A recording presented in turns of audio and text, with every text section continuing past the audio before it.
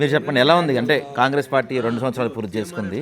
రేవంత్ రెడ్డి పరిపాలన బాగుందా? అంతకుముందు కేసీఆర్ ఉన్నప్పుడు బాగుందా? అయితే అంతకుముందు కేసీఆర్ ప్రభుత్వం ఎలా ఉందంటే, ఇప్పుడు ఇంతకుముందు సోదరుడు కృష్ణ అన్నాడు. ఏమదంటే ఉన్నోళ్ళకే లాభం ఉంది అన్న పేద ప్రజలకు కానీ, మిడిల్ క్లాస్ ప్రజలకు కానీ, చదువుకున్న యువతకు కానీ ఎలాంటి ప్రయోజనం లేదు. అసలు ఉద్యోగాలు లేవు. రేవంత్ రెడ్డి వచ్చిండు, ఉద్యోగ కల్పన జరిగింది. ప్రైవేటు కానీ ప్రభుత్వ రంగంలో కానీ ఉద్యోగాలు చాలా బాగా కృషి చేసి బాగా ఉద్యోగాలు ఇచ్చాడు. ఇంకోటి అసలు 10 సంవత్సరాల నుంచి రేషన్ కార్డులో యాడింగిడలేదు. అసలు పెట్టిన పుల్లలు ఉంటారు, పిల్లలకు కానీ ఒక పెళ్ళై వచ్చిన మహిళలు ఉంటారు, వాళ్ళకి కానీ రేషన్ కార్డులో కొత్త రేషన్ కార్డు కాలేదు. అసలు యాడింగిడలేదు.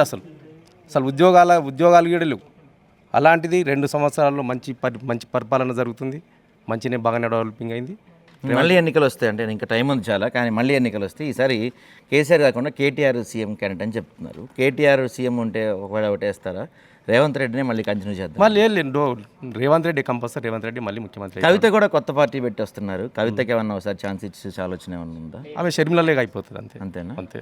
ఓకే.